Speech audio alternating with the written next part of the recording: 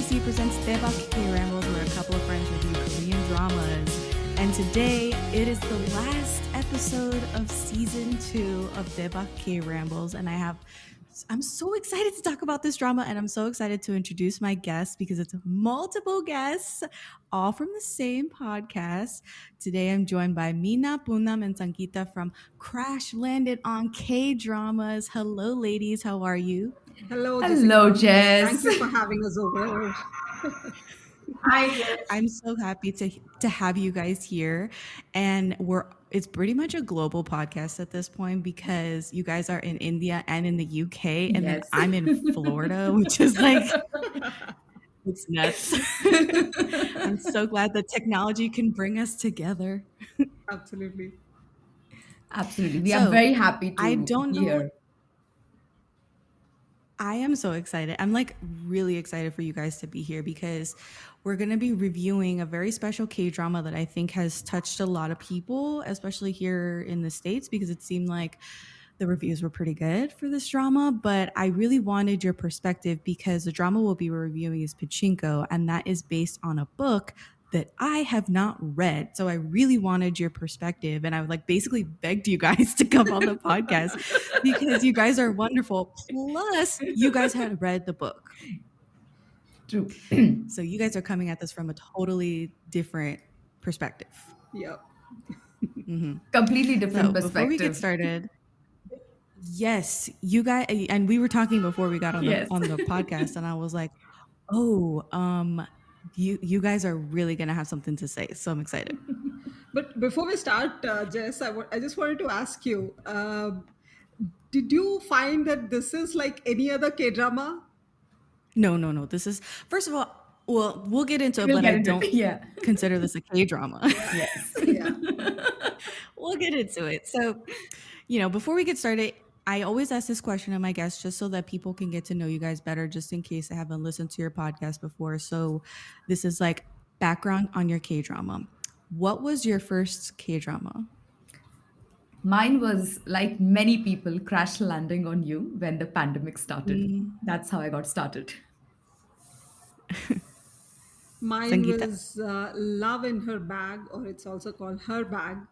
Uh, it's a quite old drama. I don't remember which year it was in, but that was one of the few dramas that was available on Netflix. Poonam? Mine was Coffee Prince. Again, I had read a book, about Coffee Prince English book, and I was wondering how is it that a woman can masturbate as a man, and that's how got me to check out the first K drama ever. Yeah, a couple of these are like really iconic, and I've never heard of Love in Her Bag. So kudos, Sangeetha, for No, like don't coming in even with watch. something fresh. Don't. She never It's not recommends something I recommend. it. She doesn't recommend it. Don't bother. I will tell you, my first K-drama was this K-drama called Lie to Me. And it's not that great, but Yeah.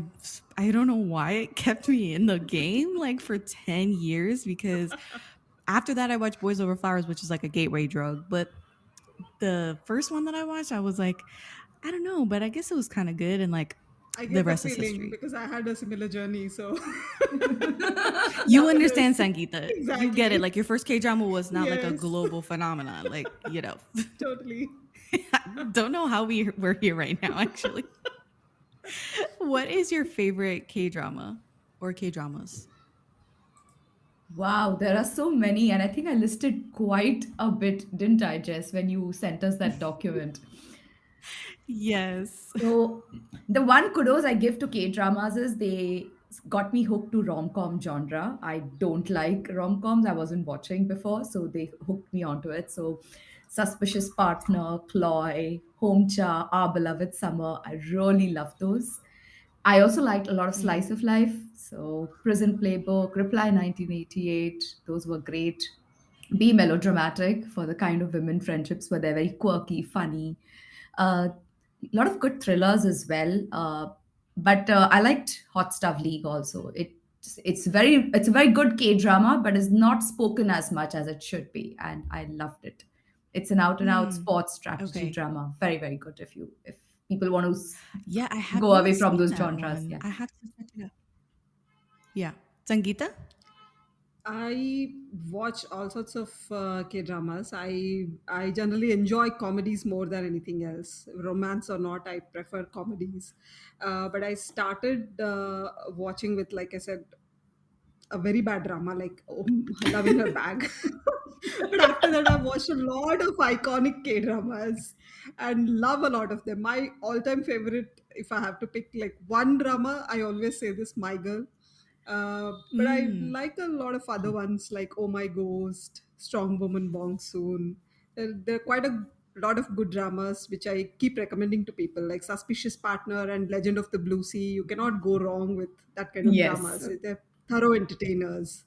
Also, like Touch Your Heart was a more recent drama, but I really loved the whole warm element of that. Last year's Mm. Happiness, which was a surprise for me Love because that one. I am not even a zombie fan, you know. I haven't watched Walking Dead. I don't enjoy zombie movies. So it was quite a I surprise that I mean, actually liked Happiness. I had to add Yeah, I this on to love Sangeetha happiness. because same, I don't like zombies. I can't. I am a scaredy cat. I keep saying this, but Kingdom is probably one of my favorite K dramas ever. Ever. It was such a fantastic watch. So there you are. Like K Kingdom's dramas, I think make you really watch. good. Yeah. They make you watch genres you generally Most wouldn't bizarre touch. stuff which you've never even thought about, right? Yeah. Even some of the Mahjong dramas, I don't know. I don't think I would have watched any of those in English or even Indian languages. But somehow K Hmm. dramas made me watch something like be it a Sky Castle or World of the Married. I don't think I would have watched them in other languages. I Mm. kept postponing Sky Good Castle point. for so long because I'm like, why do I care about parents obsessed about their kids' education? Why should I be watching this? But it's a brilliant drama. I Yes. loved it. I really enjoyed it. That reason you listed is exactly why I haven't watched Sky Castle yet. And I think it's like the top rated K drama, like top 5 at the very least. And I still will not watch it. So I feel you, but I have to watch it at some point. Like You it's Sky should. Castle. Kim Byung Chul is a thorough entertainer. You should just watch it for him. He's brilliant in that. You should really watch it for him. Ignore the rest of it. We want to. Oh God. Okay. I'm also not a fan of period dramas, but Mr. Sunshine is one drama I strongly Oh yeah. recommend to anyone because that sort of exemplifies everything that is about K dramas. You know, the way they tell the Mm. stories and the character development. I think Mr. Sunshine Mhm. is like an example of that. Poonam, can you give us your favorite K dramas? It's actually a very difficult question. As difficult as being asked, what's your favorite book? I've been watching K dramas since 2014 or 15. I watched way too many already. So, whatever list I tell right now may change next time I'm asked about this question because it completely depends on the memory that I have in that point of time. So, Suspicious Partner is something I really like. Crash Landing on You, of course. Two two different kinds of drama which are not like as pleasant as these two, but are nevertheless close to my heart are Navilera and Move to Heaven. Ooh, those are really good. Thank you so much for you guys telling me what your favorite K dramas were. And I think we can get a really good sense already of what you guys like to watch and what your favorite genres are. Cause it seems like you guys have run the gamut of like rom coms and comedy and like legal thrillers and just like slice of life. You guys really love basically every genre of K drama. You guys are watching zombies. You guys aren't even zombie people. Like, it's great. Like I keep saying this about K dramas, you know, they're the best storytellers. So any kind of Yes. format that you see, books or comics or video content, I think K dramas by far are the best kind of storytellers that I've seen so far. So probably that is what hooks us. Any kind of genre probably is just the Mhm. way of they say it. I think that's what matters. Only thing I probably avoid is violence. I don't want the violence and too much sadness, negativity of Korean movies into K dramas. I like my K dramas to be pleasant, heart tugging. Melodrama is also fine, just not too much violence. Yeah. Mm, okay. It's changing It's the Fair reason recently enough. why though. I've not yet watched DP and I want to watch it, but I will push it a little more ahead.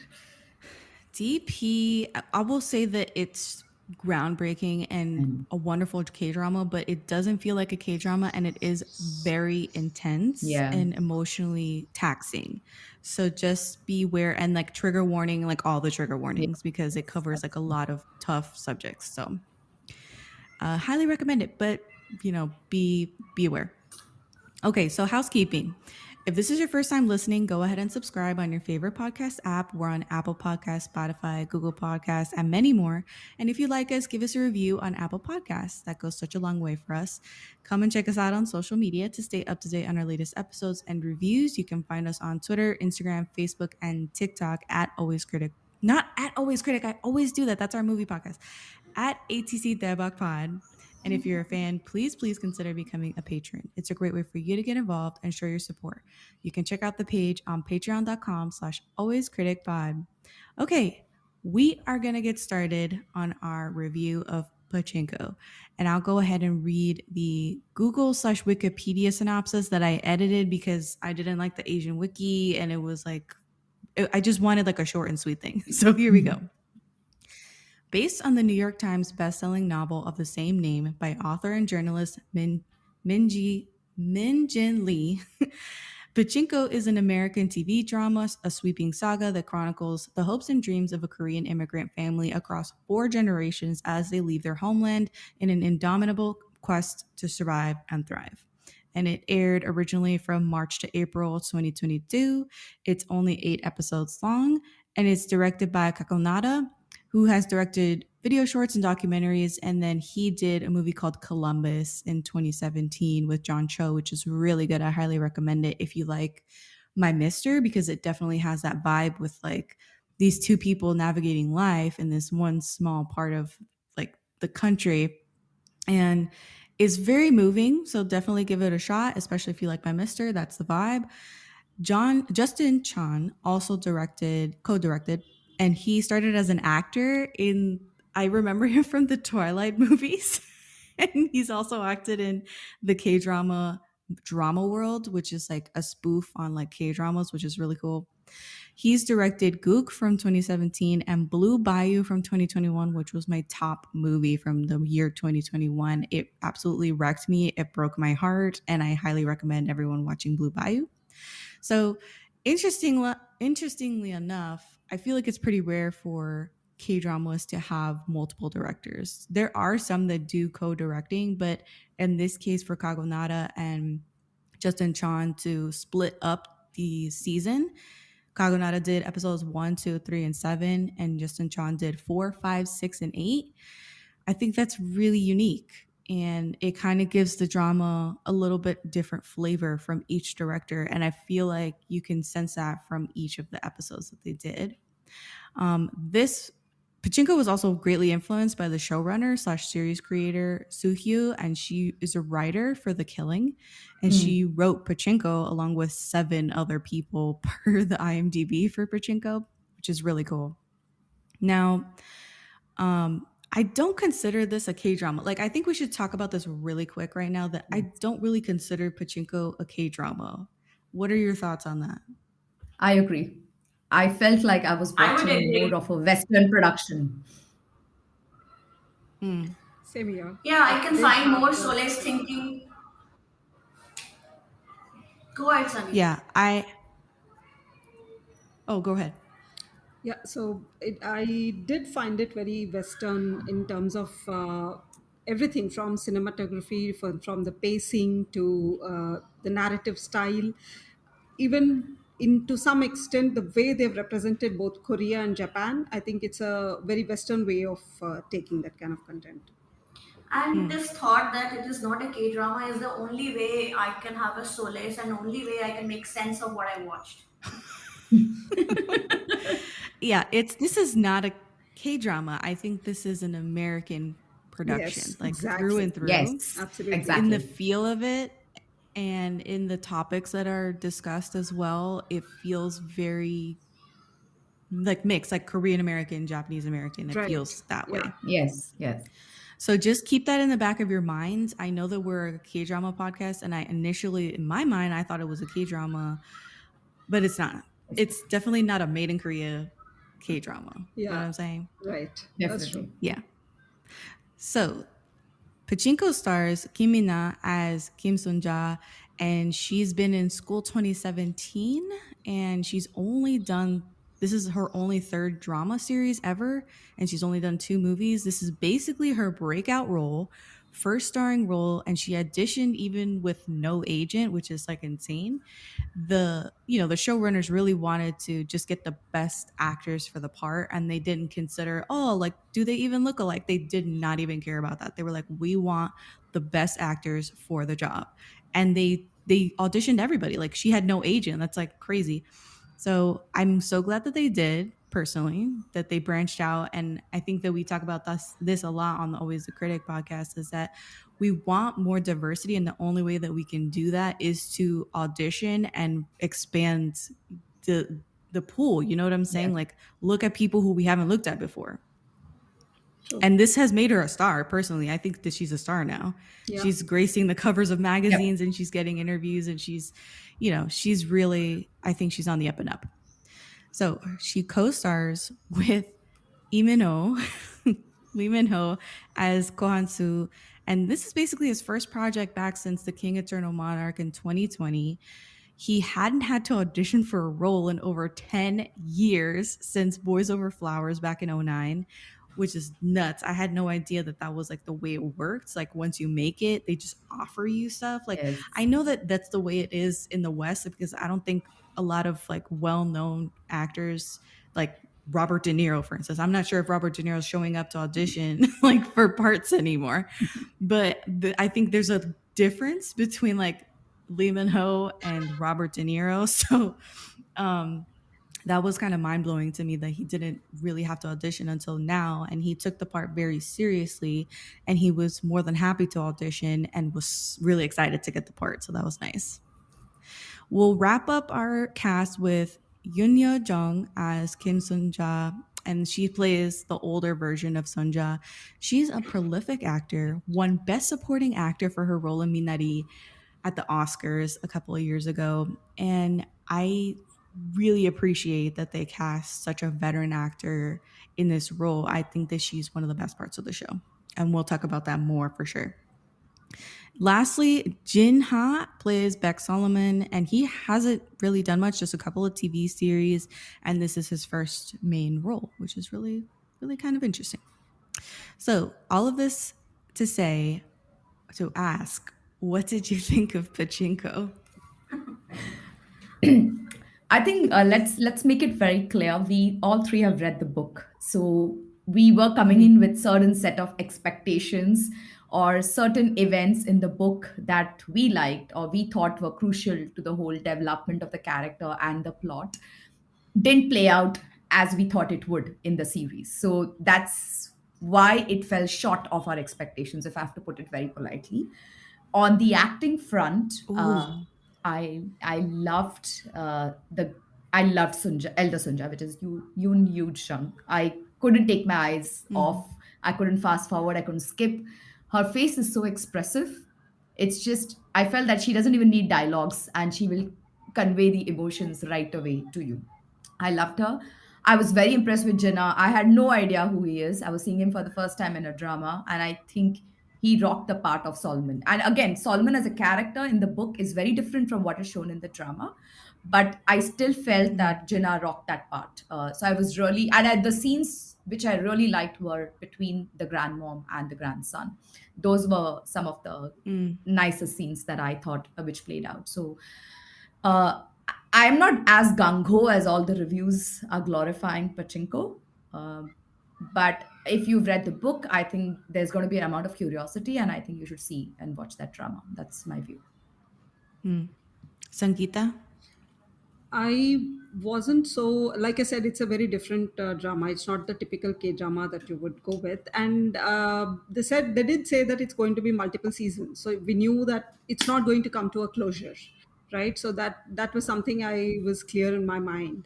So when we had started, the only thing that sort of confused me in the first episode was the parallel timeline. I think they've made very good use of that. While the book was Linear. chronological, so it starts with Sanja's By the way, I get very confused with this name because when I was reading the book, I read it as Sunja in my mind. It was always Sunja, Sunja. And when they keep saying in the Uh, drama, Sanja, Sanja, I'm trying to make peace with the fact that I probably read it wrong.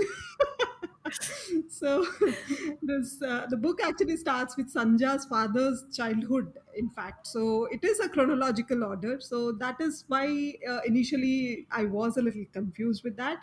And but after it had started and I could see why they were doing that, because they had to introduce a lot of characters in the first season itself for them to actually keep the interest in the drama as it progresses, and also make use of all these brilliant actors they've cast, because you cannot introduce someone like Youn Yuh-Jung in the last phase of the drama, because that is when the mhm, Sanja's later years come. You would want to make use of her right from the beginning. So I understood why mhm. they've done that. Or even for that matter, you cannot cast him and say that okay, after that he's grown old and probably bring another actor. Not going to work for them. So Yeah. I understood that. Uh, Overall, I think I would say I have mixed feelings about that, because the book was very. I mean, again, that is because I've read the book. I don't know if my perspective would have been a lot different if I hadn't read the book, but because I've read the book and I kind of had some expectations in terms of some character developments or the way the story had flown. I had a little bit of mixed feelings. Some characters I was really impressed with, like Jinnah Solomon. I Solomon's character is not like that, like what you see on screen. So Jinnah's character was very lively and very driven. So that I think wasn't there in the book. So I was very happy to see that.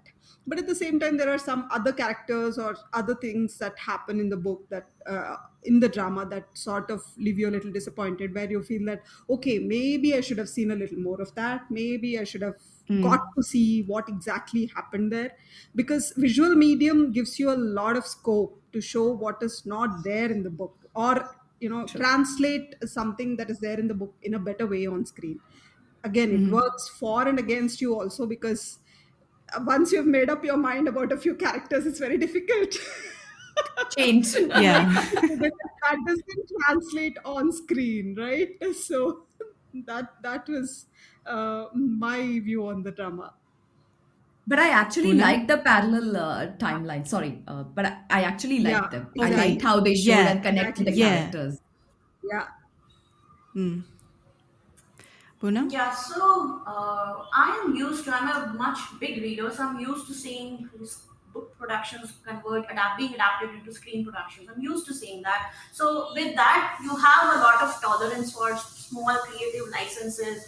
Some story will be changed here and there. You are accepting of the fact that characters might look different than your imagination, because it's human that when you're reading the book, you have made up a picture in your mind which may not match on the screen. And sometimes if those acting and those casting those are well enough, you kind of accept them, you go along with them. In fact, they even take over your imagination, and that's okay. So I was prepared for those kind of things. But what I wasn't prepared for, that the TV adaptation would be against the spirit of the book. At essence, Oh. the book spirit is about story of Sanja as an individual, as a woman, her growth and her family's growth over a 3 or 4 generations. But when you see the first season, it comes across more about Solomon and Kohamsu, which is not the intent of the book. They are not even equal characters as Sanja. Kohamsu plays a part in book one of Sanja's character, and then later in a book three later, which the TV adaptation hasn't even reached.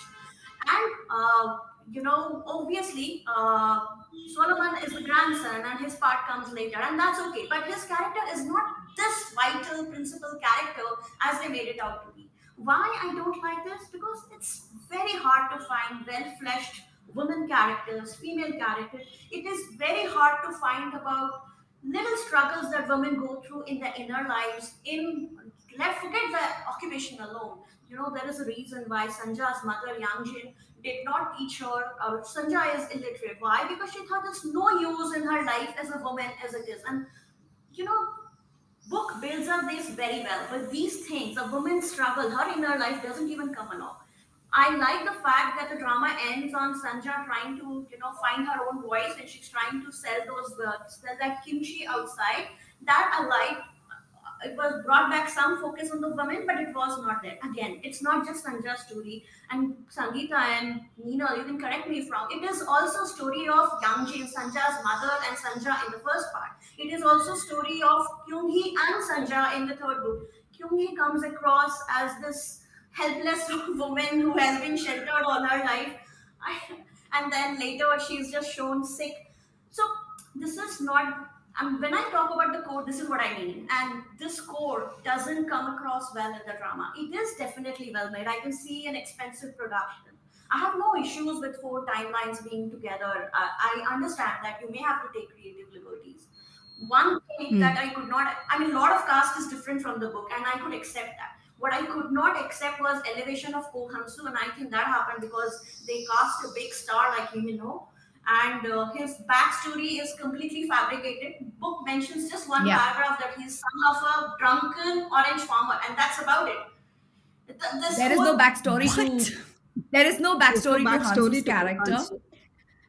And Hansu, if you would see, is Oh, quite elderly. He's in his mid 30s. Okay, he's not as suave as they have shown him to be on screen. as in He's he not. He's is got a suave in very strong looks, but personality.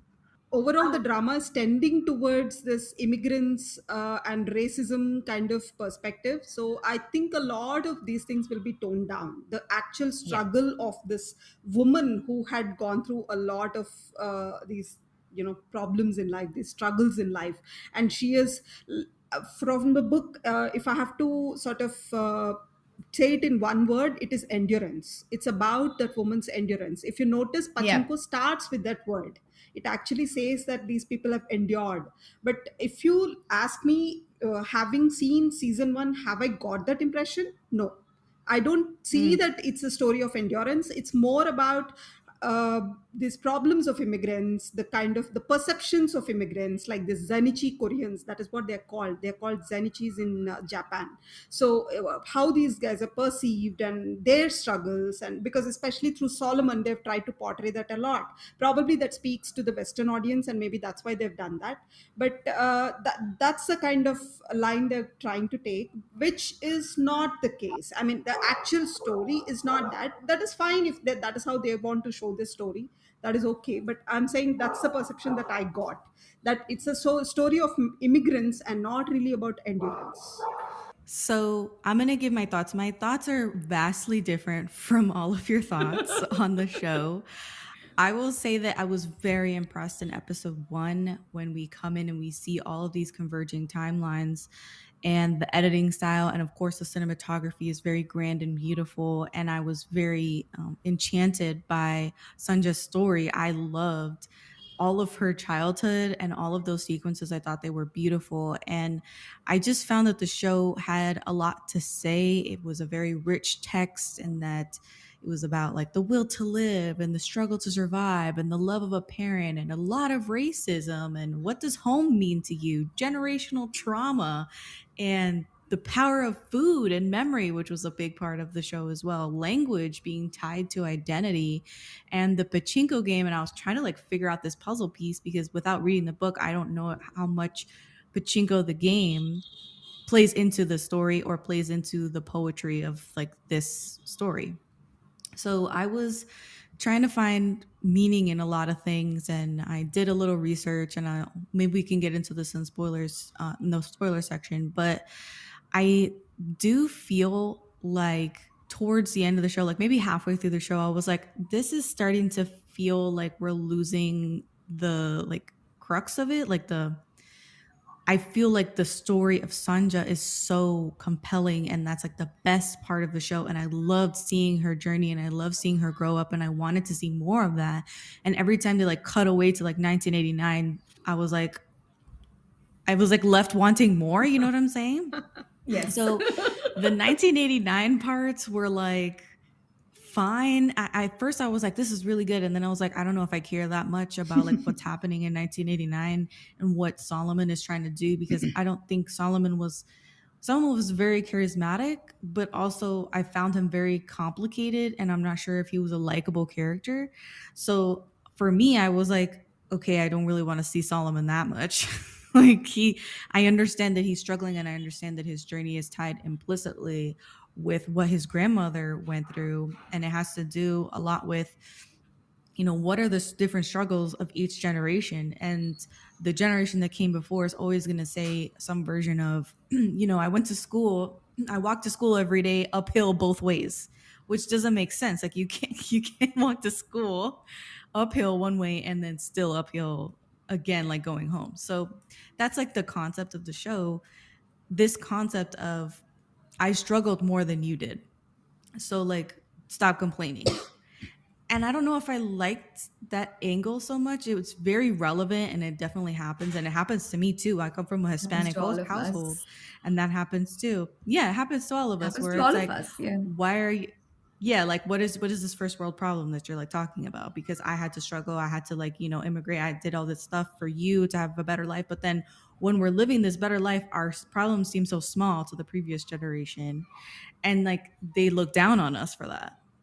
So that's part of like this whole juxtaposing Sunja's story in the past and 1989, where he's got like, all of these political like career aspirations going on. And like, I don't really care about that, because I do feel like Sunja's story is foundational, and it is more, not more important, but more interesting to watch. You got the I spirit think of the what you book. So, said about You got the gist what you of this said You about book. got the, not just that, I think what you okay. said about generational trauma, I think that's exactly why they've written the drama like that. What you said about what you experienced, like, aren't my struggles as big as yours? I think just to exactly to sort of point to that feeling of a lot of immigrants in the US, I think that is what they've tried to do with the drama. but the fact Mhm. that you wanted to see more of Sanja's story, her parts of it, that is the spirit of the book. Solomon and Hannah, that section, even though they are not as per the book anyway, I was not vested in at all. I was like, I don't want to see it, and I also didn't find Solomon likable. Mm, And yeah. their story is not like that at all, and Solomon's character is not like that at all in the book. So It's very yeah. different. Hannah just stays a part of his past that keeps coming back. He is trying to move on, and he has moved on technically, but it's the past that keeps pulling him back. Anyway, that is the least interesting part of the book, to be Of very the honest. I mean, entire I book. also kind of rushed. Yeah, of the entire book, I kind of rushed reading through that part because Hannah as a character is not likable either. So, Yes, Hannah and I is too a much weightage to her. 1989 character. Yeah, there's too much weightage given to her I in de- season one. The I have way no they've idea why. showed in this drama, it is not likable, but in the book I did like her character because there's a lot of angst to her character. She goes through a lot, and she is the way she is mm, because of a lot of uh, struggle that she had to go through, because her parents were never around, and she has a lot of other struggles that she faces. Her character is nothing like what they show in the drama. So mm. I didn't have a problem with the Hannah character, but yeah, the way they've showed the whole Solomon and Hannah in the drama, it's nowhere near what we had expected or anticipated. Right. In book you feel empathy for Hannah because she's child of a divorced parents, or mom who is not recognized Yeah, as yeah. in a married couple. And so you feel that angst, but even in the book I was not interested in that track. And the screen Hannah is Same. very unlikable. She's suffering, but she's still giving some knowledge about, and mostly telling you, you know what, no matter how hard you try, they don't consider you your own. You are gonna feel, I mean, I felt like, no, we don't say that all the time, I mean, focus on good things if you have little time left on the earth. That I did not like that part. Hmm. I will say that I think you guys are coming on like really negative about the show. So we'll switch gears and we'll say something positive about Exactly. the show before we get into spoilers, which might be way more negative. So what were the best parts of the show for you guys? I'll Uh, go For first. me, I I think said you go yeah, first, Poonam. go Yeah. ahead, Poonam. Yeah, I think for me, that fourth episode where they talk about. See, Sanja was a very loved child, and you see a glimpse of it with her father in the first episode, but in the book, they are even her mom, Yang Jin, and it's the biggest thing in that kind of. period where your daughter is an unwed mother. It's a big deal, and it means ruin of the entire family, not just that person. But that mother's love that comes across in that scene where she wants to serve white rice to her son-in-law and her daughter.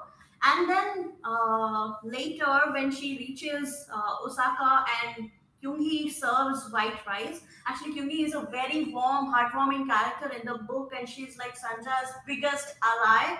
So that scene, and I think that whole episode should be called White Rice, by the way, for the symbolism. The white rice was symbolism of a mother's love. That white rice was a symbolism of Kyunghee welcoming a new member to her family. It was a symbol of positivity. So I really loved that. I already talked about how I love that when Sanja goes into the market to sell kimchi, and she's trying to find her voice to sell her wares. I think it's symbolic on a larger part. It kind of shows how she was finding herself, in a foreign land. So some of these things I found. I mean, it's one thing to read in a book, but it's another to actually see on a big screen. So I like those things a lot. Sangeetha?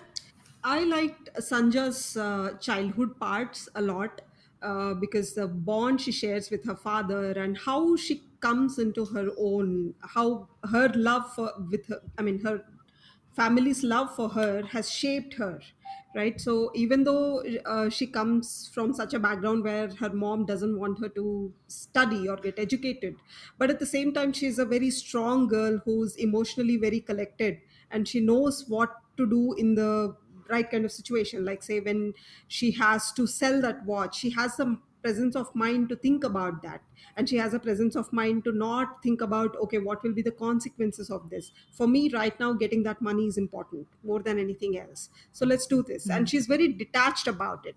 She's not trying to sort of say that, okay, I'm doing this as a favor to you or anything like that. She doesn't have that attitude.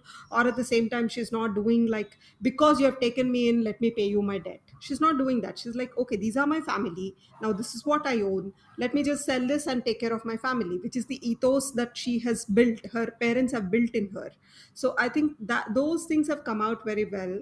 And especially the scenes where with her father, where she's going this fishing, and they have this cute way of sort of looking at each other and keeping track of each other. I think that was done very well. Even her standing up, or rather helping that traitor who comes to the restaurant, right? That's a scene which was actually not there, but they've shown that to sort of establish what sort of a strong girl Sanja is, and how her presence of mind is always has always been there. So she looks at that and she thinks about that, and she goes and warns him in her own way. She doesn't sort of try to tell him that this is exactly what is happening, but she just bursts out, right? Why did you do this? Why did you do all this? Now everybody is worried. So she's just saying that everybody is worried. So that's her way of saying that, okay, get out of here, I save also yourself. like that guy was also so empathetic and respectful to the child Sanja, right? How he dealt with Right. her, how he answered her. I like that as well. Yes, so I think those scenes were very endearing. I love to watch all that. Even the scenes where the whatever little friendship and scenes that Sanja shared with the other two girls, Bokhi and the other girl. So those were also very sweetly done, because that is not the era or the place where people would be like overtly friendly and say that, oh yeah, let's hug each other, let's go play or anything like that. They were tough times. Everybody was going through a tough time, but everybody had a place in the society, and they had to sort of follow that, at the same time develop these bonds. I think that was also done, communicated very well through the on-screen medium. I agree with you, Sangeetha. I love those scenes as well. Mina? Uh, Poonam actually stole my scene, so I'll just add on. For me, yes, it was because it also showed how, when she goes, her mother wants to feed her the white rice because she's going to go away and she doesn't know when she'll see her daughter again. It was such a hard commodity for her to buy or get, because a staple food became a luxury item, and that symbolized for me is the colonial oppressive rule of the Japanese, how the Koreans had to wouldn't even have access to the staple diet or their food. So I think that was quite symbolic. For me, one scene, actually, anytime Youn Yuh-Jung came on screen, I loved it. I just love her face. There's so much of expression. Like I said before, I just loved watching all her scenes. Every time when, again, this is not part of the book, but I kind of liked it, is when she goes back to Busan to spread, after 50 years or something, she goes back to Korea. And when she's standing in the sea, and just soaking in, coming back to her own motherland, was lovely. Imagine 50 years you've not gone and seen your hometown. So and I think it was very beautiful. The other scene that touched me, and I identify with it, is when she and the landlady start discussing the texture of the rice. And I go through this because I have lived outside India for 15 years. And yes, a lot of food items are available, export is available, everything. But there are certain, and I'll tell this in a rice grain, like I wrote in the document, there are rice grains which are in your region which you don't get abroad. And when I go back home and I eat that rice, I feel it. So the emotion was very, very relatable to me. So those two ladies talking and discussing the texture, I really loved that scene a lot. I I enjoyed Solomon. Again, I keep going back. It's not like it was in the book, but after the deal, when he's frustrated and he comes down on the road, it's raining, and he starts dancing in the band. Sometimes you have to let loose. We are so caught up with so many things. He just lets himself loose. And I enjoyed Jinha's expression and acting on that little scene. It may not be very relevant to the whole drama, but I understood what he was going through. So he had to just let go of his emotions. Yeah. Yeah, I'll jump in here. I really like that scene too in 1989 when he goes out in the rain, Jin Ha goes out in the rain and just like starts dancing to the street band. And it felt like it was just a release and such a moment of freedom. And he was basically saying like, like, fuck it. Like it doesn't matter. Like he threw his corporate jacket on the floor and it was like the whole like message. And I really like that part. I do want to go back to the rice, and this, I don't know if this is a spoiler so much, but like I really felt like that episode was excellent. Like that was probably one of the best episodes of the whole season. Absolutely. One was I agree. The whole with the white rice and her mother trying to find it and begging for white rice, and it was beautiful. And I think that the way that it was shot, like this is a cinematic experience, and I feel like the way that it was shot was almost reverent. Yeah. And I called that episode like the holy rice because white rice used to be like they used to be able to eat white rice, but then now now during Japanese colonial rule, like and it's not like you're asking it for free, right? You're paying for it, but you cannot get it. You are not allowed to buy it. Imagine you have the means, but you are still not allowed. That shows oppression. That shows oppression at the smallest of. It does.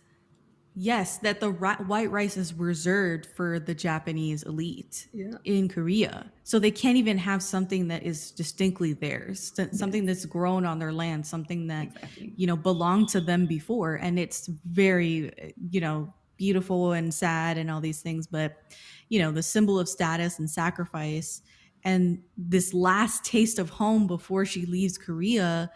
And I love how they show her preparing the rice and washing it and that's true. Scrubbing it and like beautifully her cooking it. They show the tenants at the boarding house like just like looking on in like wonder and amazement because none of them have eaten white rice. They've only had like cheap barley rice during the Japanese occupation. So this look of longing, and I was like almost like brought to tears because it was such a moment of love that it was so simple too. Like you just think like, oh, it's just a bowl of rice, but like, no, it's so much more than that. It means so much. And I love when she sets it down on like their wedding table and she just starts crying. Like there's no words exchanged. She just like starts crying. The mom doesn't say anything. She's not like, congratulations. Like, I love you. Like, no, this was her love. She sets down like this beautiful meal that she prepared with her whole heart with, everything she had. She begged for this rice. And it was just such a beautiful, like gorgeous moment. I would like everyone to watch episode 4 so that they can see this moment because I like really identified with it. And then you were talking, Minal, about 1989 and how they were talking about like the texture of the rice Yeah. and how, oh my God, this brings me back. And like, I've had this moment in my life where it wasn't so much like a cultural thing, but the power of food is real. And this moment for me was I have a couple of aunts that passed away, but they used to make every holiday season, they would make pumpkin bread and they would like sell it and give it away. And it was like a wonderful, like every time we go into their house during the holidays, it would smell like pumpkin bread. It was like a Yeah. beautiful, like memory for me. And after they passed away, I hadn't had pumpkin bread, like didn't think anything of it that I like never had pumpkin bread during the holidays anymore. But my mom bought like a store bought like pumpkin bread and she was like, "Oh, I bought this pumpkin bread. Let me know if you like it. Whatever, I'll get it again." So I took one bite of it, and I was like moved to like I literally teared up because the smell and the taste brought me right back to those Your times when I aunts. was like casually eating pumpkin bread and like True. smelling pumpkin bread and being with family and my aunts and like their recipes, and it was like so overwhelming. And my mom was like just standing there like, "Do you like it?" And I was like, like I couldn't like say anything. It was like such a moment. And so as soon as she took that bite of rice, and she was like, "Oh," like she couldn't even Yeah. say anything. Like the lady was like, "I know, right?" Like No. she just Yeah. knew instinctively that she was what she was thinking and talking about. So very beautiful moment. Those two moments that have to do with rice and food. Like I don't know, Yeah. maybe that says something about me too. That Jessica, I you're just like And food. they you're show how much she values food even later, right? When she Yes. burns that pancake and Jin Ha says, "Put it in the dustbin," she says, "No, are no, you Like, crazy? Why no. should you I will put spoil the food good in?" food. Yes.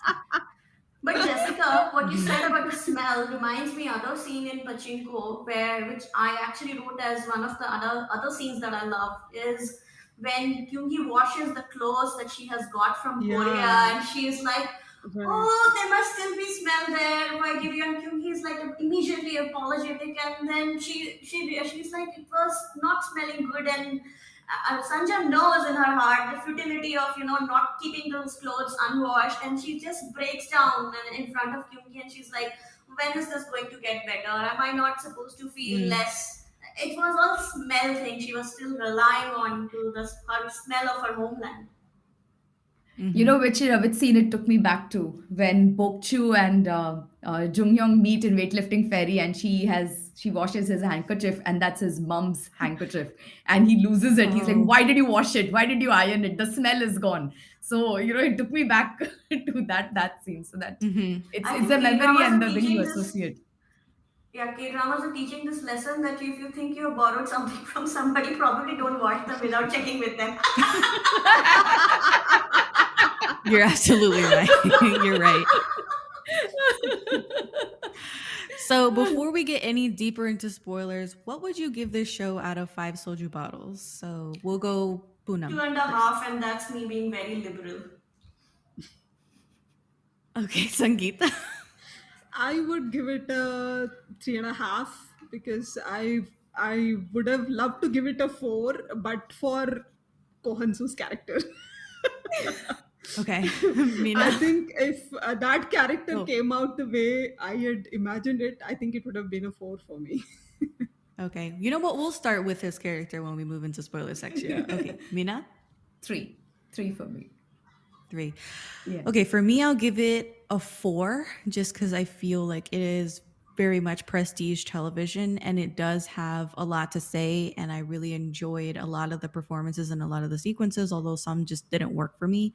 And we can get into what those are and some of your qualms with the book to TV adaptation right after this. Excuse me, 뭐라고? 아이 괜찮아 괜찮아.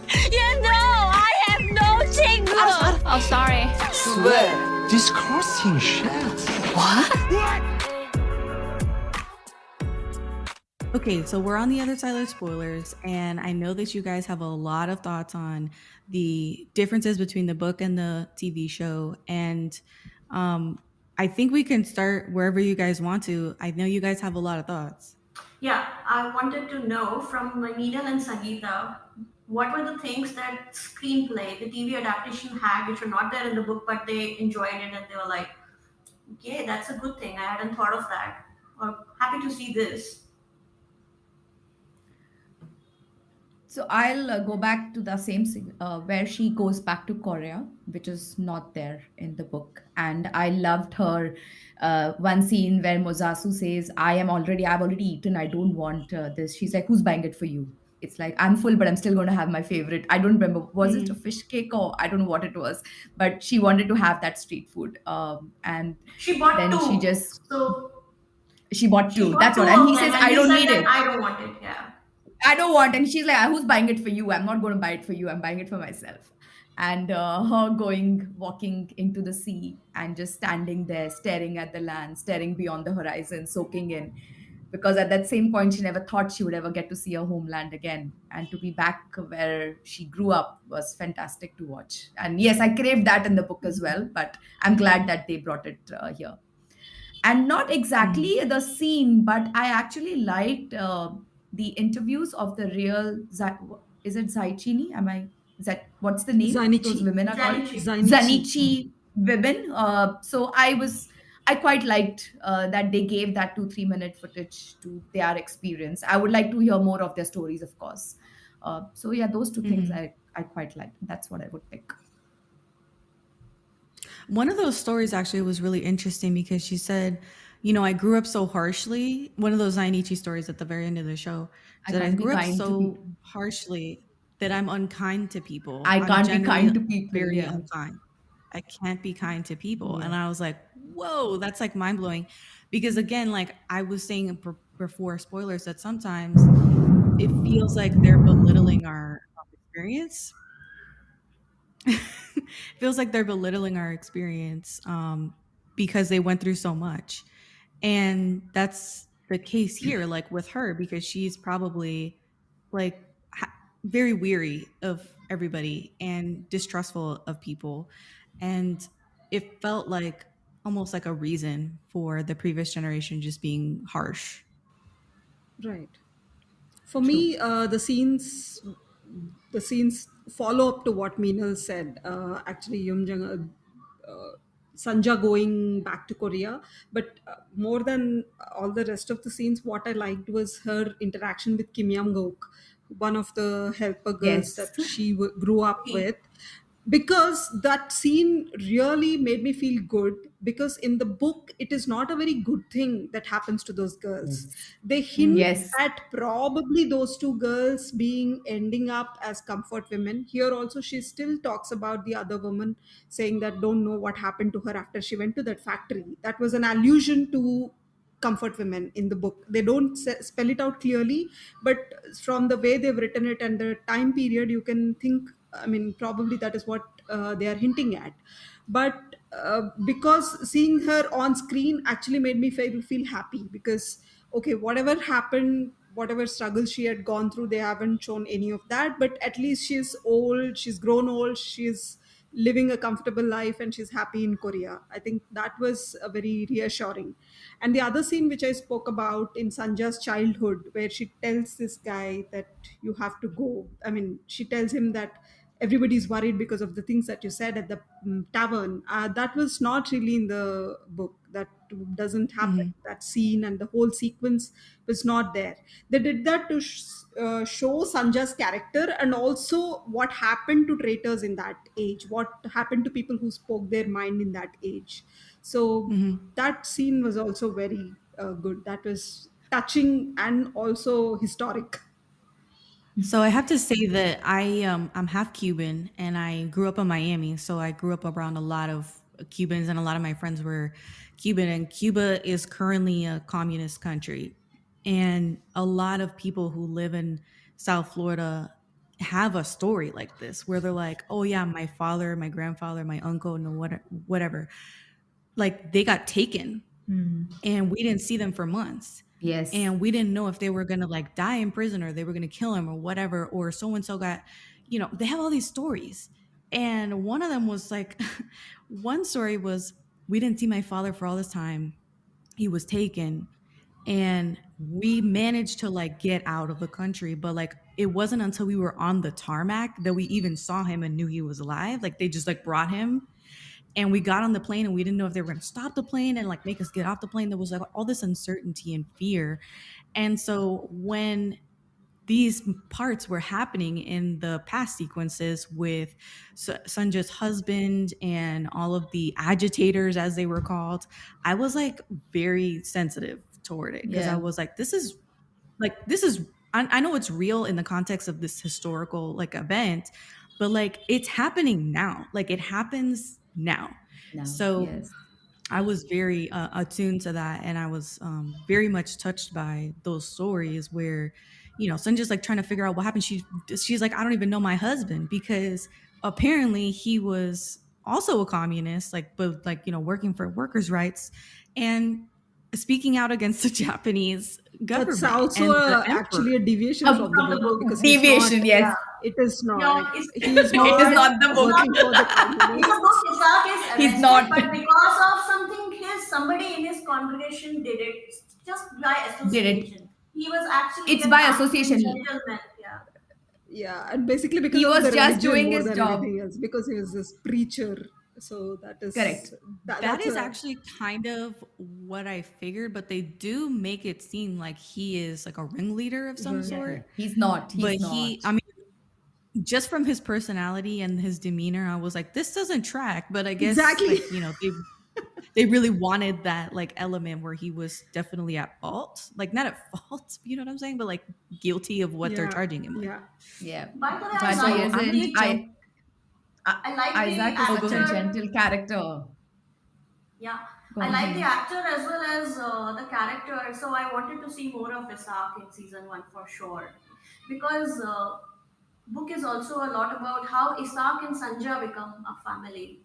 In fact, there is even there is a detailed description of about their first night where that's the first time they would spend it alone together in Osaka at Yosef's house, and how Sanja realizes, that her relationship, her physical relationship with Hansu was more about him, but her relationship with Isa is more about them, more about her, and she realized, oh, this can be pleasurable. And Isa never takes anything for granted, never. He first speaks to her mom. Would it be okay to do that? He takes a permission to talk to Sanja when he speaks to the pastor who is going to marry them, who is skeptic, by the way, and all those things that they show in the church scene that happens. But he tells the pastor, I'm not sure that Sanja will say yes. She hasn't said yes. He wants Sanja to like him as a man, and he doesn't want Sanja to think he is doing a favor on her. So I would have loved it if TV had more of Isaac. It would have been wonderful to see that. I called him Reverend Hottie in my notes because that actor is so beautiful. Yeah. Like I was He like is. taken He aback. is. Yeah. He's like gorgeous. And He yeah, is. like he portrayed this character to perfection in terms of him being such a gentle, kind, caring person. And I fully believed that he didn't just pity her and wanted to marry her. It's like to get her out of the shame of her situation. I think he really No, in cared for fact- her in the No, two no, in seconds that fact- he like met her. It's in not the even book, that. there It's is not a the 2 lot seconds. of time. It's his lost story. There's a lot of time where she nurses him to health. So which 3 is why months. he Nurses him really back. feels yeah. So think about it. He's suffering from tuberculosis, and also as a child, they give a backstory where he's been very of poor health. A lot of times, the parents didn't even think he would reach adulthood. So he comes there ill, and both the mother and Sanja take great care of him. And it's more what they're trying to show is he as a man is obliging and taking. No, he is more under. They are because of what they have done and shown the care for him. It's out of respect that he takes that step, and he understands how kind they are as people, how kind she And is. So he it's a understands her as a woman and as a person. it's a communicable So he's disease. not doing He any is very favors. apologetic in the book that I'm giving you so much trouble, and his heart is full Yes. that how much length these two women who are almost destitute in a manner of speaking took care of him. So it's not something he takes lightly. Moreover, he likes Sanja generally also because he thinks of her, and whenever he speaks to his brother about it, even in the book and even in the drama, in fact, when Yosef is not saying kind things about Sanja, he gets very angry and he said that don't talk about this to don't talk like this about Sanja. He genuinely likes Sanja as a person. Mm, I like that. I really like And that. in that era, Um, men used to think that women are property, but it's not like that. Isaac treats her as equal, respects her, uh, loves his kids. He doesn't differentiate between Noah and Wazasu, which is really lovely about him. I really like the character mhm. a lot. And they juxtapose him a lot with his brother in the show, where you feel like the older brother is like an asshole because it's exhibiting such fragile masculinity where like the ladies are trying to take care of business, the ladies are trying to get them out of debt, the ladies are trying to like actually be proactive about making income and making ends meet and not letting the kids starve and all this stuff when like the shit hits the fan at the end of the show. And he's like mad at them for doing this. And he's like, what does that make me? And it's like, what does that make you? Like, step up because That it was was the like same as very in the annoying. book. I think It's author Yeah, is it it's a in was the very very same, smart annoying. and it woman. doesn't change. We often Yeah. excuse men saying that he was the man of his times, but the author has ensured in the same book that there is another character like Isaac right in there. You can see a contrast Yes. right there with the brothers. Right, because Isak never gets upset that they are like he admires Sunja for her strength and he Right. wants to Yeah. be like her. And he has this wonderful line where he says, like, you have all of this courage and you don't even see it. And, Exactly. Yes. I like your reservoir of courage such that I can siphon off some for myself and still leave you with a bounty, which is Yeah. such a beautiful True. poetic line. But he genuinely loves like her on a soul he loves her on a soul level, and he appreciates everything that she brings to the table, and he wants to benefit from her strength, which is totally different from how his brother handles his household and how he interacts with his wife. And this is Yes. where I was more disappointed that Kyung Hee doesn't get the weightage in the season one that she should have got, because she is not a weakling. Kyung Hee is a very, Mm. very strong woman in her own sense, also. And And she's the one who gives worst, that support to Sanja. yeah, and Mhm. worst of all, Kyung Hee doesn't die in the book. I don't know why they had to kill Yeah. her. Yeah, Just to make yeah, Sanja exactly. to go to Korea. That's the only reason why they've done that. But Kyung Hee doesn't die in the book. Why? What have you got Yeah. against her? Why Sangeetha, did you have they're to kill her? balancing it What? out. Boki lives, so now Kyungi dies in the return. Yeah, so Boki let's being Kyung Hee dies, Park yeah. keep. Langok. I, Yeah, that's shocking. and but hopefully we're not spoiling too much of the book for the viewers, but Kyunggi's and Sanja's relationship was one of my favorite parts of the Mine book. too. I Two actually women told this And to even Sangeetha away. as Kyung well. Hee has this, and Kyung Hee has this quiet strength about her. Unlike Yes. Sanja, who is very bold and all the time she is out there, she is willing to take these bold steps.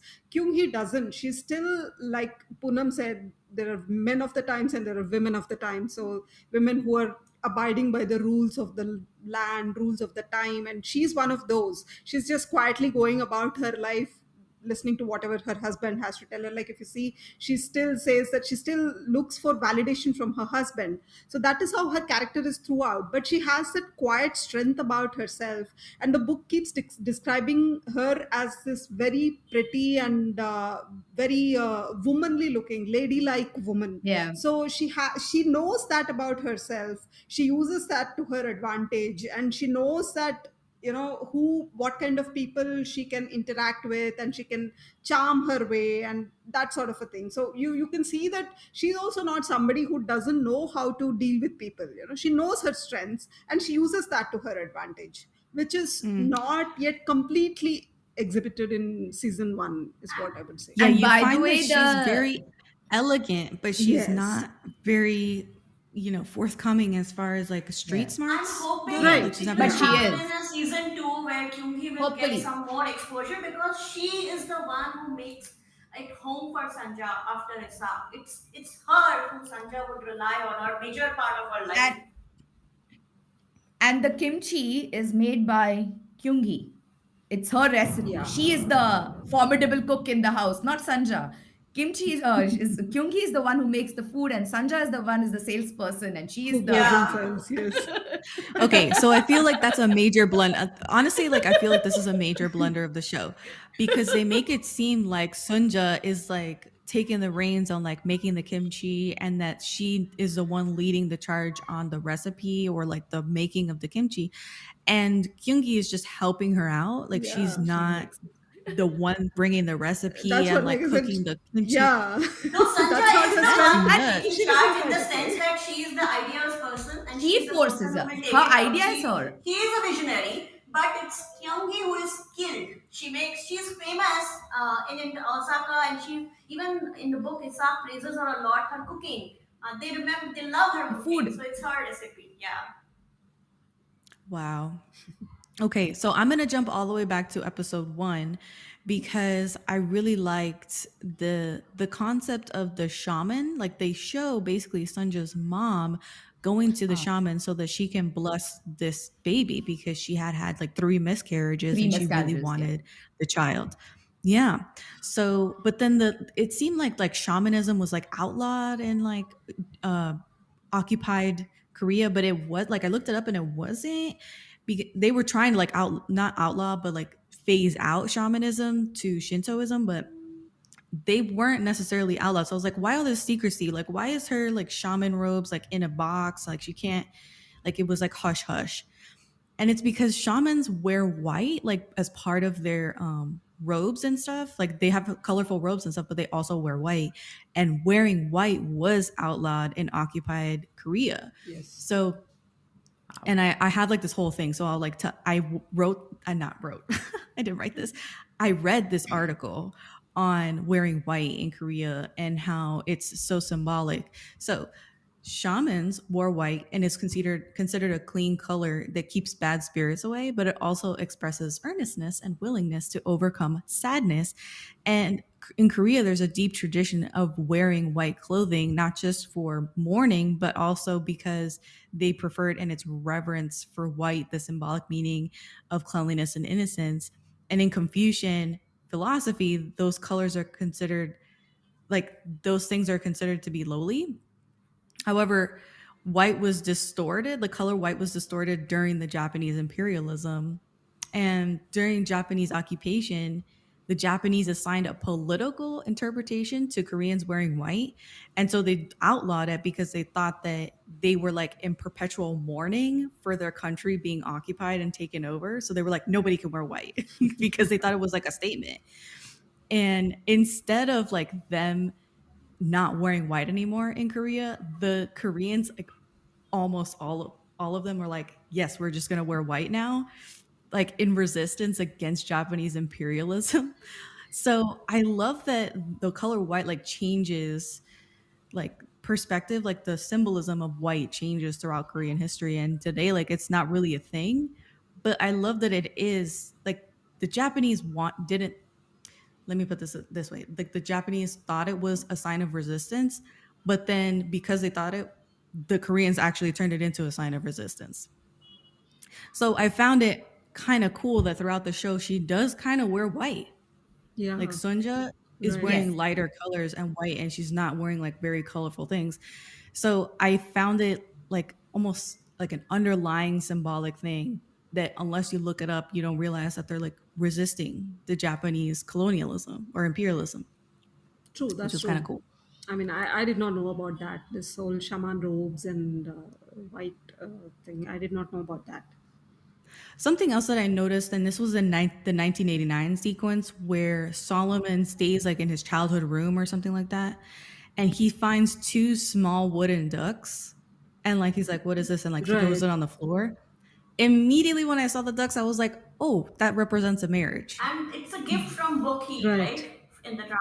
It ends up being like Right. this super Yeah. beautiful symbolic gift of like Right. handmade wooden ducks from like Yeah. Bucky. Yes. And I'm like, how can he just like throw it on the floor? And I thought, did they not do a good job of telling him like what this is? Because I feel like Possible. that holds a lot of meaning. Like regardless of, I don't know who gave it to her. I don't know like whose wedding this represents. I don't know nothing. Like, but you just don't throw it on the floor. Right. Like, Exactly. I was thinking True. when they said in the drama, ducks made for life, which I'm not sure how scientifically true the fact I that is. don't think that's yeah. Should I bring ducks in the house now? I have all kinds of things being constituted. Maybe it's time for ducks. Yeah.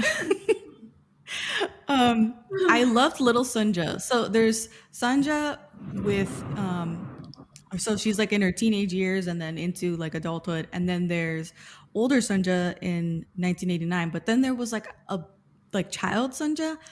Loved her acting. I thought she Absolutely. was like one of the best child actors that I've seen in True, very K-drama, and there's true. really good child actors. Yeah, I There but are like when the excellent. fisherman was like getting beaten and stuff, and she was like very like emotional and sad, and she was like sucking in like breaths and stuff. I was like, oh my god, she's like perfect. She's doing really well. I am yet to come across a bad child actor in Korean dramas. Yet. Even You're right. Noah's face in the end, in the last that scene, okay, is so heart crushing. I was like, Mhm. no, somebody give him a hug, give that little kid a hug. So I think in all Mhm. K dramas, I have no complaints about the child actors. I just know that they will do a phenomenal job, which they did even here. That Noah scene is the one I agree. stole from me now. I love that scene. My heart goes out to Sorry, that child I loved actor it. Noah. When he is witnessing He was his very father good. being arrested, and also because of the background that we know, it's one supremely endearing scene in that series. I agree. The So I'm other gonna jump to 1989, but oh, did you want to say something? Go right ahead. No, I'm just going to say that I hope the other seasons explore Noah and Isaac's relationship, They because that's have another to. beautiful part. Yeah, It's they have to. beautiful. Otherwise, Yeah, it has to. I mean, it leads Yes. up to the climax. Otherwise, the climax will not make sense. So they have to. Oh god, so we didn't even get to the climax of the book in No, this no, no, no. first We're not season. talking that's a about good it. It's a thing, big manner spoiler. We speaking, won't talk which about gives it. you Yeah. something to look forward to. It's a good thing not to have everything. No, no, it's You're right. and it's yeah.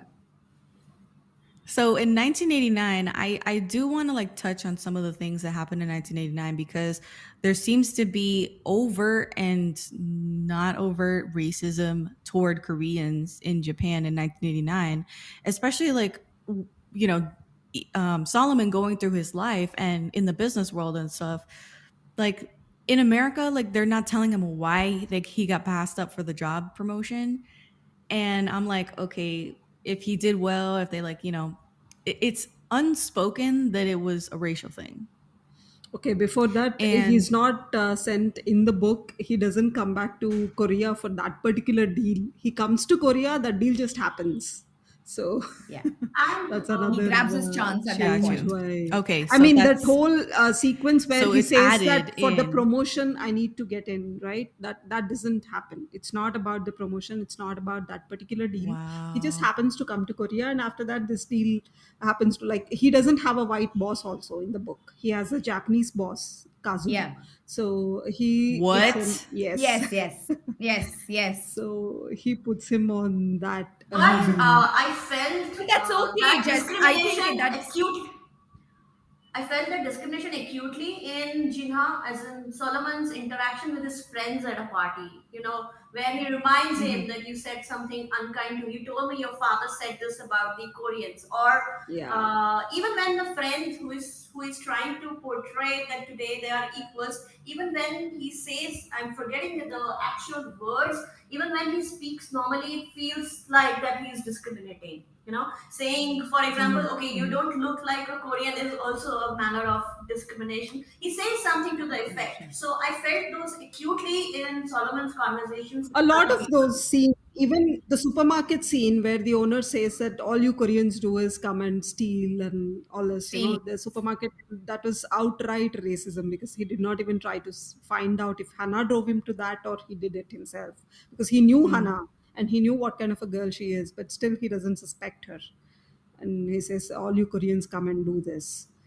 Even there, I mean, this is of course in the past, not in 1989, but when that street, that whole street, when Joseph describes, he says that, right, in the street all the Koreans live here and nobody wants to sort of come here, or they think that all these people are outlaws or people who do all sorts of wrong things.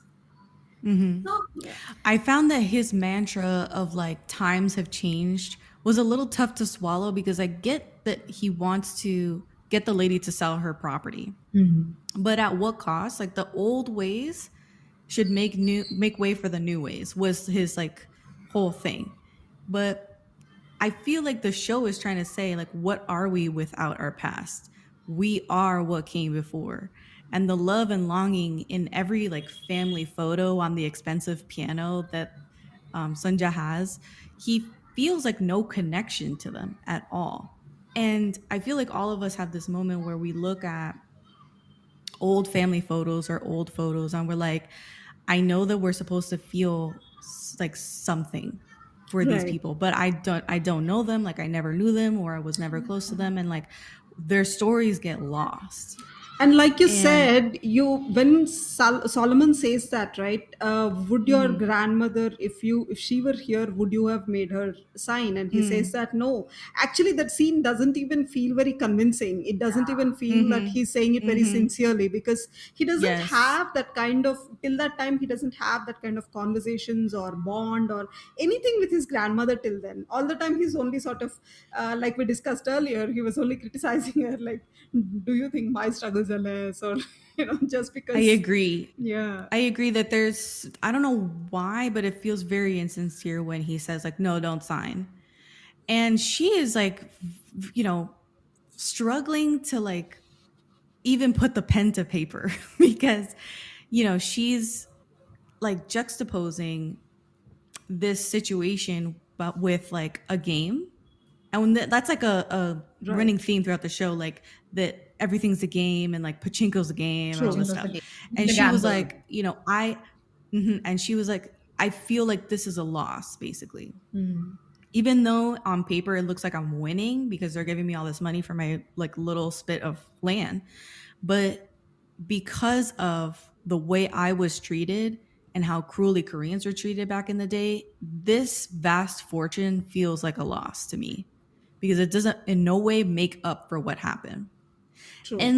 And like this, all this like grand stuff, all these grand ideas are not quite like I'm not sold that Solomon He wouldn't, understands because this. he doesn't relate to He that. And wouldn't. as a young person, I also understand his perspective. He has to believe that if he works hard, if he does his best, he will be given the same opportunities that he deserves. He has to believe that there is no discrimination. So I don't see Solomon, and he values money because he knows that new money, and they actually mentioned this word new money, it does bring some status. I don't think Solomon would have said no to his grandmother. Really, he would have said more, sell it, we'll have at least a lot of money. So it was very uncharacteristic. Yeah, Also, I this is agree. not how it goes Yeah. in the book either, right? This is again a scene that is Yeah, being done that's for the entirely drama, and different. It's it's very entirely different. But different, and I it's understand that's okay. again They wanted to why. dramatize it. Yeah. Yeah, they wanted to dramatize Exactly. it But this way. That is okay. I'm glad Jessica also said that she found it fake, because that's the first thing I wrote to you girls, right? Like I found it very contrived, like suddenly fake patriotism or his love for motherland is, rising in him.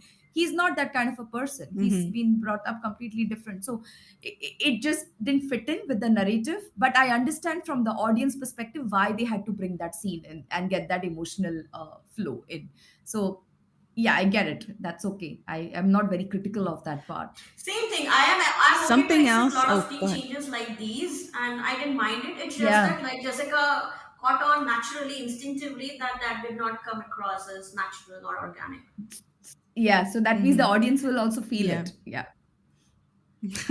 Hannah dying of AIDS during the AIDS epidemic, like I literally, this sounds terrible, but I could care less because she was introduced late. She was like this mysterious character, like calling Solomon and like teasing her like presence to him because he was like so hung up on her. And at first I thought she was family, but then she's like a stepsister that they turned She's not. romantic during their younger days. And I was like, She's not what even is this relationship? stepsister. She's not even a Yeah, they're not stepsister. even married. Yeah, it's not No. even like a stepsister by marriage. It was just his His father's Girlfriend's girlfriend's daughter. father's daughter. Girlfriend's girlfriend's daughter. daughter. Yeah, it's like this complex thing. And I'm like, okay, this is too complicated. Like for me, I'm like, if I was adapting this, I'd be like, simplify. So then she's like dying of AIDS. She's a terrible person. Like based on the flashback that we get from her, I'm like, why is she even in the show? Because like you hate to see such an accomplished, interesting character like Solomon with such a cool family past that we want to see more of. You don't want to see him hung up on like this girl because she's like actively getting him in trouble. And like even though she's sympathetic toward him as like a Zainichi, but like she's like also at the same time like giving him harsh news, like why are you even trying, like they don't care for you and all this stuff. So it's like she's providing like a lot of criticism but no answers. She's just like her only answer is, oh, like serve it back to them, fuck it, you know, fuck them. Which I just don't like the character. I found her like very annoying. Yeah, because there's no backstory to that angst or that kind of behavior. That's absolutely. I mean, why would somebody like Solomon be with somebody like her? Tell me the reason, Lost right? in translation basically Yes. to the screen. In book it Yeah. isn't that It's bad, got though lost in I wasn't translation. so vested even in the book, but in book it still made some sort It of made sense. sense. Yeah, It yeah. made It makes sense sense. why they were And the together person and why isn't she sort of so gets close to negative. him. The Yeah. screen Hannah is bit. She is always putting him down, and like Jessica said, there is no solution. There is nothing positive that she's saying that you could do this to make this better. She doesn't have any kind of those kind of things. She's always putting him down. Mm-hmm. But the worst thing that Yeah. about Hannah's character on screen, the way they showed to me on drama, what I didn't like was her telling Sanja that you were the one who drove Solomon away. Actually, that doesn't even happen in the book. I mean, neither driving away nor that line. I was like, why? Why do you have to do this? I mean, Sanja is such a great positive character, and Hannah is this pitiful child. Sanja and Hannah don't have that kind of relationship in the book. She's actually very doting and caring for her, and Hannah doesn't behave like that to Sanja. She's a sweet child even in the book. I mean, especially to What the elders. hell? Yeah, she's So- not auntie. Yeah, she's not like that. And She's not Sanja- That so upset me a lot. I was Be like, why? empathetic to Hannah if I were to take a guess and all of that. The way Sanja's Right. arc is and the way Yes. Hannah is. Sanja would only shower kindness, especially to women, especially to girls, because that's the thing in the book. And that doesn't Right. come and across even well. she's even so kind to her Hannah's mom, right? Her son's It's girlfriend. cool. She's very Yeah. kind to her Sanja, and she have a very good relationship. So again, what do you see across generations? The relationships between women, they are very supportive of each other because they understand even his girlfriend has gone through a lot of trouble in her personal life. And Sanja, again, like Poonam said, the right word is she has empathy for them. So really, that was a very put off scene. I was like, And I what's really going value on? this because in general popular culture, they would often pit a woman against a woman. Is it not? That's what we are used to seeing. But this saga is completely different in the spirit. From mother who understands her daughter, from a daughter who understands her sister-in-law. I mean, there are so many such connections spanning 4 generations. Mm-hmm. So, Speaking of connection, let's. I'm moving back to Reverend Hottie because I have this whole paragraph in my notes of when he like proposes to her, which it wasn't like a overt proposal, but you know, it was a perfectly quiet, poignant moment in this conversation at the noodle restaurant where he's like, you know, he kind of eggs her on to like tell her story a little bit.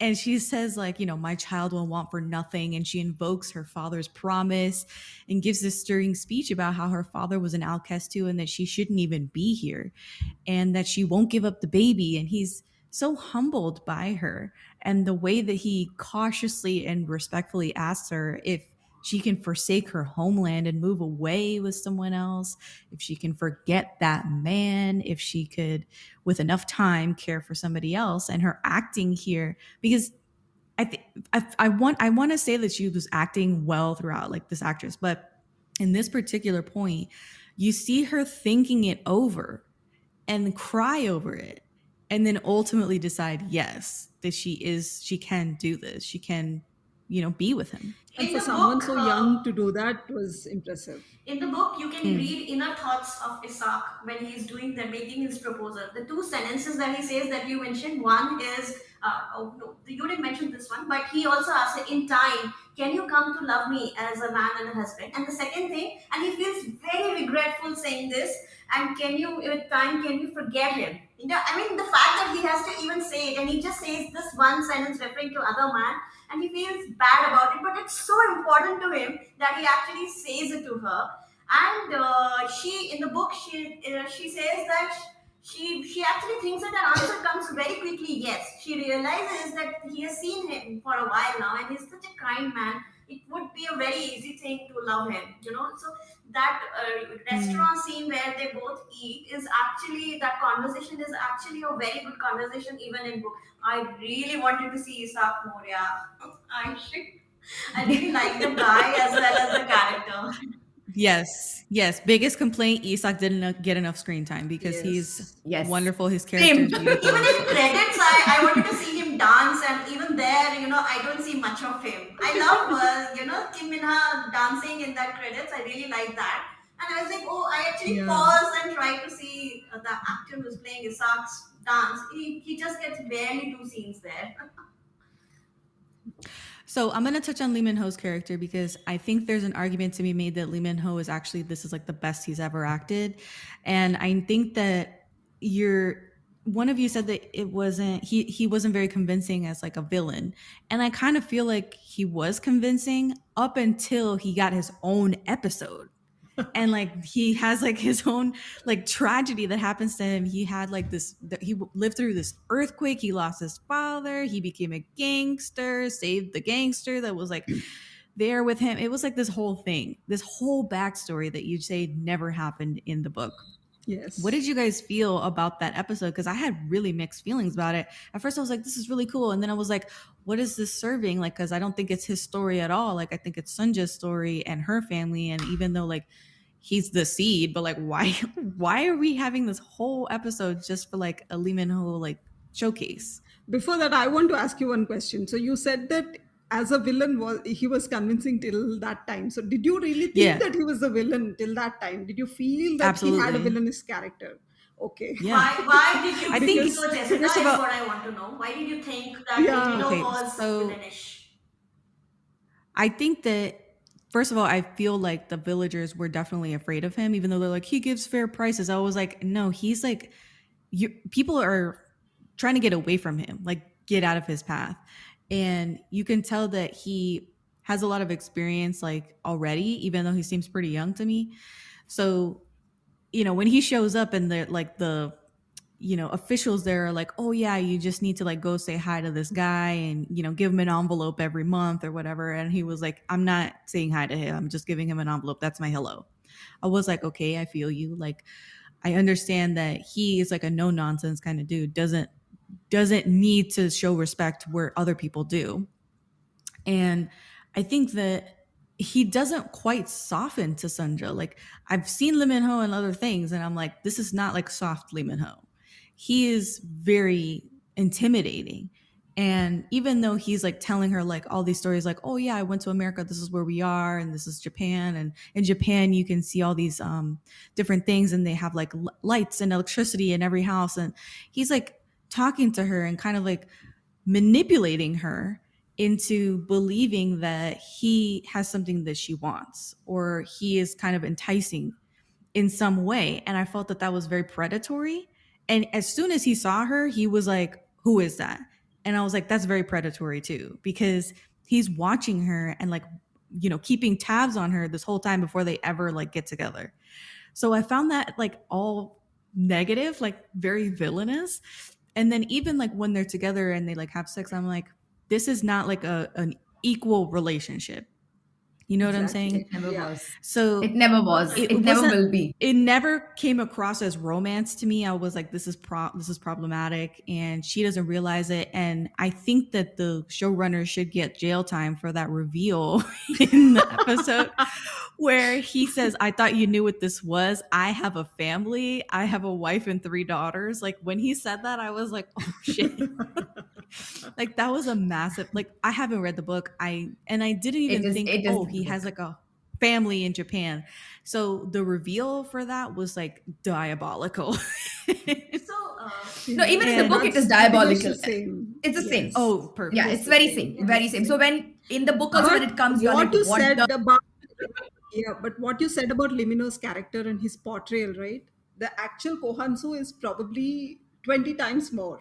Like Ooh, yeah, the way he's grooming Sanja, you actually feel yes. yeah. the effect a lot more in the book. You see that right from his description in the beginning, where he's talked about as this man in his late 30s who has this sort of formidable authority over everybody around in the market, right? So everybody knows Hansu and everybody knows that we have to go through Hansu. And he never makes no bones about the fact that he is quite ruthless. Like even to Sanja, he says that, see, I have to have this power to make some things happen. So I have to show my Mm. power. So he never has this regretful or repentful, or he doesn't feel that, okay, I've gone through some bad thing. So that is why I'm like this. He never has that, which I felt the drama had a little bit of that with episode 7. Like you said, exactly. Like till that time, probably you don't think about all these things, but with episode 7, sort of try to show him like, okay, this is why he's gray, this is why he's black. I but think that that was totally unnecessary. I want to make 2 points. A, drama did this very subtle shift. When Sanja, he saves Sanja from those Japanese boys that a sexual assault. She tells him, she says about washing his shirt or something like that. She jokes that are you going to throw it away, and then she says, I'll wash it. She invites him to that beach behind her house where she washes clothes, but it's not like that. In the book, Kohansu has her stalked already. He already knows her routines. He already knows what he does. He suggests that I'm gonna meet you there because he has figured out that place is kind of secluded and he can have her alone to himself. And so that's how a grooming by a 36 or 34-year-old man of a 16-year-old girl happens over a course of few months. So that's why, because we read the book, and maybe if I didn't come from that, I would have accepted this amount of villainy, but it was actually much more. And the second, I want that level of villainy. Like I'm all for villains being bad, but I want if they're bad, like Exactly. make them bad. So Exactly. Exactly. I, Exactly. Don't give them a that's a backstory. disappointment. Don't give them a backstory. Yeah, I don't was give like, him his own episode. yeah, so that episode thing basically shifted my entire thing. Moreover, the backstory doesn't hold up. You know why it doesn't hold up? Because Livino's character is a yakuza, somebody who is so well in learned, who is actually tutoring and all of that. That path they would take different kind. Even if they have to go to back path, they will not take this kind of outright path. Number two, on that day where that Kanto earthquake happens, that's apparently a famous thing in history in 1920, which I learned after watching drama only. On that day, everybody possible showed kindness. Unlike in the book, where his father is a drunken father and there are some reminiscences that Livino does that there was only one shirt my father had and I burned it. Those things are right from the book. And his father is severely punishing him in the book. There are like one or two instances where he kind of makes these kind of revelations to Sanja during his grooming period. But he did not have a loving father as you see it in the drama. A Yakuza showed him Yeah.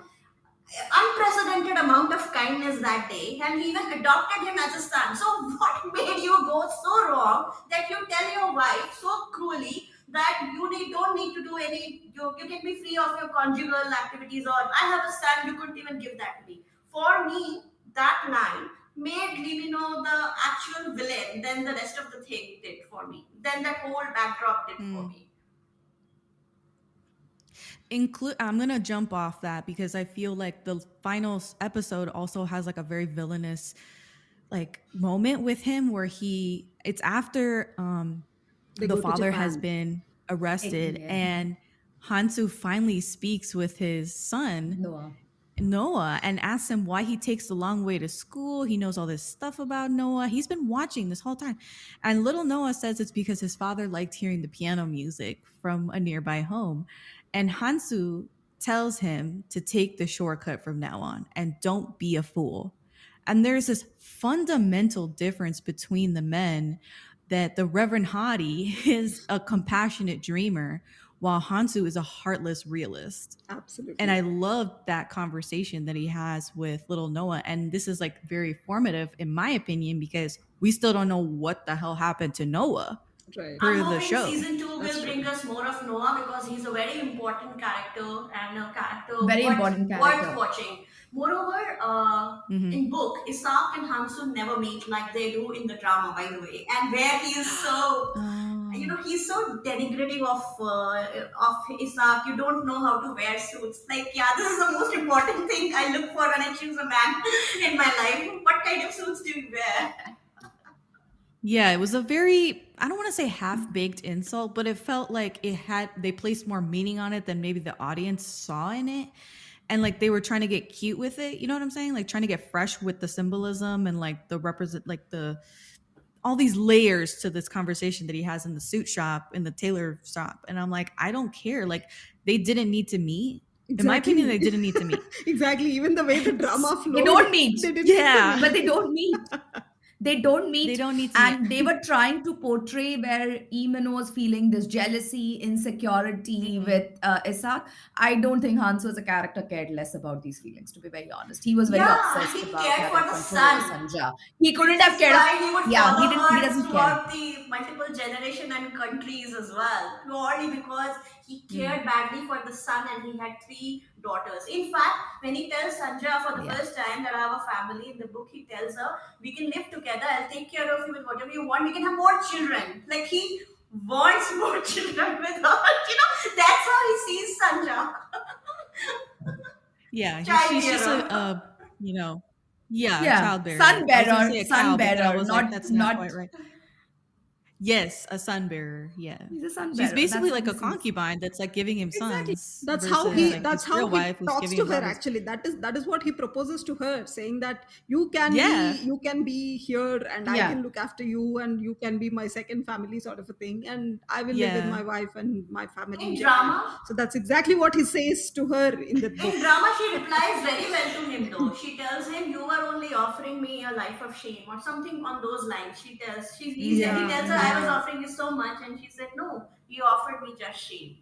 I like that. Yeah. It was said with quite strength. Yeah. So we're coming up on the end of the show. I feel like we've touched on so much. There's definitely way more that we can talk about, but we can't be here like all day talking about this show. I know it, like we all have things to do, and like, I mean, honestly, like the conversation could go on. So I have some unanswered questions that maybe you guys can answer. So what the hell happened with Sunja's first son, Noah? There seemed to be bad blood there. He's cut off from the family, but why is he still alive? Did he Can't side tell. with his biological father, We Hansu? can't Can't No. tell, Not can't going to tell. That's a reveal that. You child. can't say we cannot tell. Okay. Why doesn't Okay, he fine. know, Jess. to ask? Yes. Okay. Yes, but and you are the right questions to ask. You're thinking about the right character, which is what I'm very Okay. happy about. Perfect. So is the businessman with a sordid family history, like Yoshi, I think his name was, is he related to Hansu? No. He is nowhere in the book, so I don't even know. What? That is a new character that they've cooked up. So Damn it. I don't know. I mean, Okay. they can write whatever they want, right? Okay. Yeah. Did Hana actually die before reaching this random Hawaii trip that Solomon was going to take her on? It seemed like they were like, sweet dreams. And I'm like, did she just die right here on the helicopter pad? She dies just like that. Solomon was not There even is no present. Hawaii There's trip. nobody there. Yeah. There's just one line written saying that he never saw her again. That's all. Yes, but we're so sorry. This is going to break your heart. Probably your listeners should also not know this Oh my because God. at least in the drama, she dies surrounded by her family and he's there to help her. Yeah. Okay. Does Solomon succeed in muscling out the old lady that's sitting on her plot of land and taking revenge on the company Shipley's or whatever it was? That is not It as takes in the a book. very different It's route. entirely Yeah, and different. it's Let me tell very you, the different. already So I'm dying. the deal falls through because the old lady dies. So What? yes. and Solomon. So Solomon loses his job because of this mess up. It is not how they've shown. He Yeah. doesn't tell her not to Yes. sign. Bec- He actually loses a job because she Oh my dies suddenly. God. So otherwise, it just ruins So for that's everybody. Because if it that's Poonam why is, I I'm think thinking that is the Solomon guy. feels so weird. That is why we feel Mm. Solomon is so weird, because he's absolutely nothing. I mean, whatever he does on screen also doesn't. I mean, in this adaptation also, it doesn't sound convincing or Yeah. natural. By the way, Jessica, you're Mm. cheating a bit, asking us things which have not even happened on the drama. Yeah. I know I did. I did. Yeah. It's like, when I'm impatient, I go and check out the last episode of the drama just to know which way it ends so that I can watch the rest of it in peace. I'm basically reading the last page of the book and like trying to like get a sense of like what's coming next. But I think you guys left a lot up to like season 2 of the show to explore, and Yeah. hopefully it's a good season 2. I know you guys had a lot of qualms for season 1, and I I had my think qualms good too. I parts like it will go wasn't a in perfect season show. 2, Jessica. The good parts that we missed, Fingers didn't make crossed. it to the screen. Some of them, like Youn Hee and Sunja, Noah, and Isak. These are the parts we would. These are, Even Yeah. Mosasu's character yeah. is very interesting. Moza. They've shown him in this, but it is. I mean, there's not so much to his character He's the in season shadow one. in So I season hope, 1. yeah. So I hope they Mozasu, do some Mozasu's more story with is his also character very in nice. season two. Yeah. Yes. Mm. Actually, Mozasu, his Okay. story with Solomon's mom, his wife, now the Japanese Right. other Japanese girlfriend, it's all very nice. It will come through, hopefully. Oh, I want to see it because I initially thought that was Noah, right? Like I thought that was the first son, but No, yeah. psych out. That was not the I case in the had a show. question, Minal and Sangeetha. If we were not so unhappy with Kohan Su portrayal, would it improve our watching experience of the TV series? I think Kohan Su is the one who's making Possibly. it hardest for us. Yeah, Yeah, I think so. possibly. Because for me, in the book, he was such a charismatic character. Though he was such a strongly negative character, he had a strong presence throughout the book. You could feel his shadow even as the story progressed. You could see that when some things were happening, you could see that, okay, Hansu surely has a hand in this. And then when the story progresses and it actually reveals that, okay, Hansu had a hand in this, you feel like, okay, I knew it because this guy is like this. So that, I think, I don't know. It didn't happen to that level in season one. At least the setting and I mean, the writing of the character and expectation setting. I think that did not happen in season one. So probably, yeah. Jessica, I have a question for you. For me, I do Mhm. think for all my soju bottle rating and everything, I do think it is in terms of making a drama, like in filmmaking, it's well done, well edited. It's very hard to follow so many timelines together. We were able to do that, so the craft does show. But what didn't work for me, that dark, low lighting for most part of the show, that just depressed me. But did it not bother you, or did you expect to watch it in those kind of shooting tones? No, I didn't think twice about the lighting of it, like being too dark or anything. I actually thought maybe about halfway through the show that they were doing too much editing back and forth between Right. Yeah. 1989 and the Yes, There past. was. yes. I was like, this is getting very Especially the confusing. There last was, there two, was. one or two episodes, like episode 6 and 8, had very heavy back and forth. Because they were Mhm. trying And to I was cover like, a this lot is more too quickly, quick. quickly. Maybe they thought that season 2 is never Yeah. coming, or it's coming so far enough. I don't know what they thought, but they were trying to cover a lot. Yeah. Yeah, they were trying to cover a lot. But anyway, I think this has been a wonderful conversation. You guys have blown my mind multiple times throughout the show. Sorry, Sorry. Jessica, if Hopefully we. in the positive way. Sorry, Hopefully Jessica, the if we were so good too way, not negative in a about the scary way. show. Yes, Yeah, we this didn't turned out want to to be be, but a little bit of a bashing, but that's okay. I mean, we're all here to have fun, and I know that you guys greatly respect the source material, and I respect that too. So I want to thank you guys so much for coming on the show and for expounding on the differences between the book and the TV adaptation, and for you did say positive things about the show, so that's good. I love that you guys came at it kind of like the same, but like you guys had almost like different positive things to say, which was really good. And so did I. So that was pretty cool. For those who don't know, like where can we find you online? So our podcast is on all platforms.